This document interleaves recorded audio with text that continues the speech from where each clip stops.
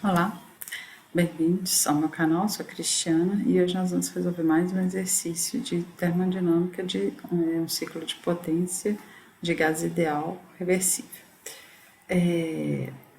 O problema é o problema 5.83 da oitava edição do livro do Moran e do Shapiro. E ele fala o seguinte: eu tenho 2 kg de ar em um conjunto cilindro-pistão que executa um ciclo de potência de Carnot. Quando ele fala ciclo de potência de Carnot, ele está falando que é um ciclo reversível, com temperaturas máxima e mínima de 750 Kelvin e 300 Kelvin, respectivamente. Quando ele fala isso também, a gente já tem as temperaturas dos reservatórios de alta temperatura e de baixa temperatura. Por quê? Porque se o ciclo é reversível, as trocas de calor ocorrem com diferenças infinitesimais de temperatura. Então, a temperatura do fluido é igual à temperatura do reservatório. Então, TH seria 750 e o TC 300 Kelvin. Ele fala a transferência de calor para o ar durante a expansão isotérmica é de 60 kJ e ao final da expansão isotérmica o volume é de 0,4 metros cúbicos. Então a gente tem aqui 4 processos, tá? O processo 1, 2, que é um processo de compressão adiabática, aumenta a pressão sem troca de calor. O processo 2, 3, que é um processo de expansão isotérmica, tá? Por que a gente sabe que é uma expansão? Porque o volume está aumentando e a minha pressão está diminuindo. Então, expansão isotérmica, porque está indicado aqui. O processo 3, 4 é uma expansão adiabática e o processo 4, 1 é uma compressão isotérmica a temperatura de 300 Kelvin. Ele fala, admitindo o modelo de gás ideal, pede para determinar a eficiência térmica do ciclo, a pressão e o volume no início da expansão isotérmica, ou seja, aqui no ponto 2, o trabalho e a transferência de calor para cada um dos 4 processos, então 1, 2, 2, 3, 3, 4 e 4, 1, e esboçar o ciclo em coordenadas PV. Tá? Aqui eu já fiz o desenho mesmo, já tinha colocado o desenho, tá? Para indicar o processo, está sem os valores. Bom, então, vamos lá. Na letra A, ele pede para determinar a eficiência térmica do ciclo. Então, isso ficou fácil, porque como é um ciclo de Carnot, se ele é ciclo de Carnot, ele está trabalhando um ciclo reversível. Se é um ciclo reversível, a eficiência máxima que é dada em função somente das temperaturas que foram dadas, tá? Então, 1 menos TC sobre TH. Então, eu tenho os valores, já estão em Kelvin, 300 dividido por 750, que deu 0,6. Na letra B, ele pede para determinar a pressão e o volume aqui no ponto 2. Tá? Então, no início do processo de expansão isotérmica. O que a gente sabe? Se o ar é um gás ideal, eu posso trabalhar com a equação dos gases ideais, PV igual a RT. Se ele é um processo de expansão isotérmica, o PV do ponto 2, do estado 2, é igual ao PV do estado 3. Tá? Isso vale tanto para o volume específico como para o volume, já que eu tenho um sistema de massa constante. Bom, para o estado 3, eu conheço a pressão e conheço a temperatura, tá? Se eu tenho a massa, eu consigo determinar qual que é o valor da pressão usando a equação dos gases ideais. Então, PV igual a MRT. Então, eu tenho aqui a pressão, o volume foi dado, 0,4, a massa, R, que é a constante do ar, 0,287, vezes a temperatura de 750 Kelvin. Então, eu achei a pressão P3. O que mais que a gente sabe? O processo 2,3 é um processo isotérmico, então uma expansão isotérmica. Se eu aplicar a primeira lei para ela, o que eu tenho? Q menos W é igual a ΔU, tá? Como o processo é isotérmico, não há variação da energia interna, tá? Então, o calor é igual ao trabalho.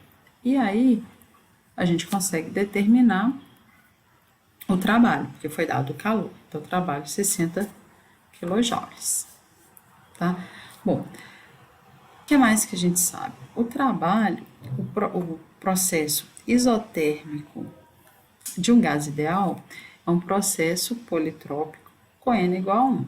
Então, a gente viu lá atrás, né, nos vídeos anteriores, a gente viu que o trabalho pode ser dado por essa expressão. Então, P2, V2, ln de V3 sobre V2, ou P3V3 ln de V3 sobre V2.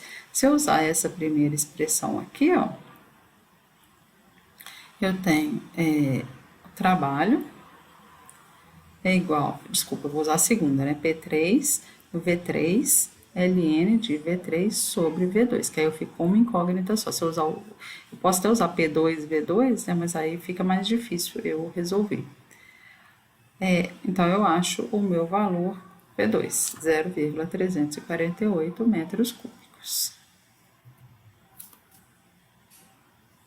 E aí, PV igual a MRT, eu não tenho a pressão, né, desconhecida, calculei o meu volume aqui, MRT, e achei o estado 2. Então, consegui determinar a pressão e o volume no estado 2. O que mais? Eu quero saber agora o trabalho líquido, tá? Então, no processo, trabalho líquido do ciclo, tá? Então, ó, a eficiência térmica é igual ao trabalho líquido dividido pelo meu QH. Tá? Então, a gente viu que no processo 2,3 o calor era igual ao trabalho, então o calor aqui no processo 2,3 é QH, tá? Então, tá aqui o QH, a eficiência a gente já tinha determinado e com isso eu consegui determinar qual que é o trabalho líquido do ciclo. E ele pede para determinar o calor e o trabalho em todos os processos, tá? Então, o processo 1, 2 é um processo adiabático, que é igual a zero. Então, para determinar o trabalho, eu vou para a equação da primeira lei. Então, para um processo, então, Q menos W é igual a ΔU. Como Q é igual a zero, o trabalho vai ser menos ΔU. É importante, né, que essa energia interna aqui, ela é energia propriedade extensiva. E nas tabelas termodinâmicas eu encontro a energia interna específica. Eu tenho que multiplicar pela massa para achar o trabalho em quilojoules.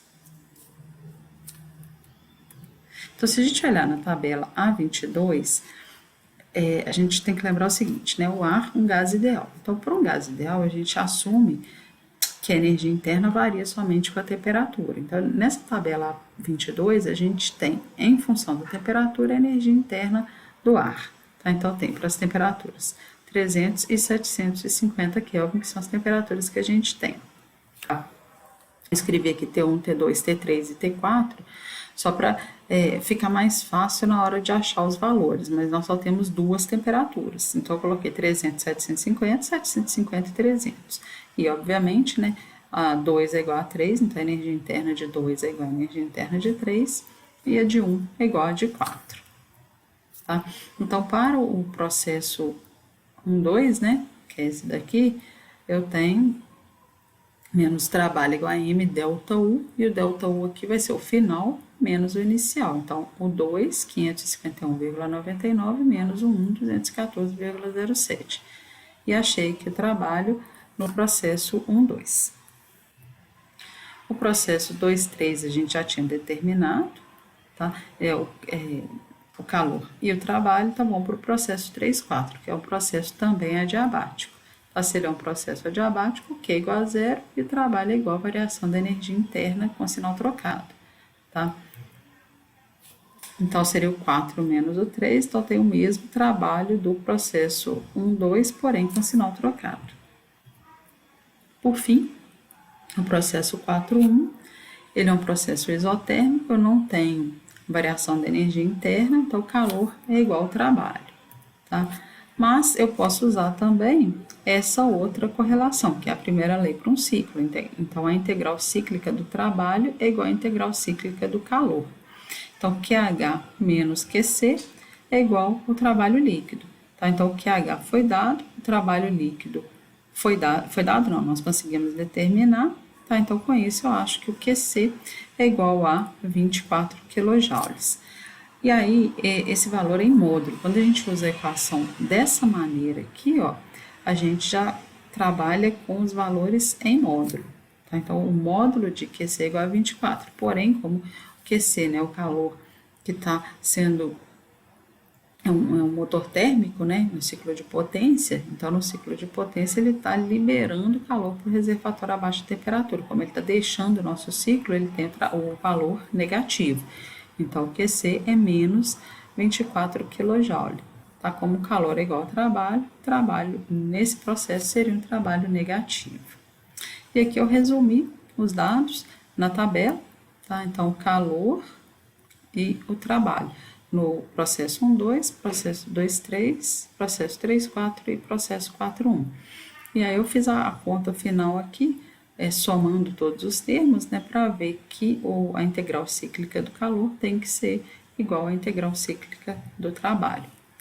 Bom, comparado com o exercício do vídeo anterior, esse aqui já é bem mais complexo, que ele envolve muito mais parâmetros para a gente calcular e muito mais conceitos. Então, a gente voltou na primeira lei para um processo, primeira lei para um ciclo, o conceito aí da eficiência térmica. Espero que tenha ficado claro, tá? E qualquer coisa vocês podem deixar nos comentários. Obrigada.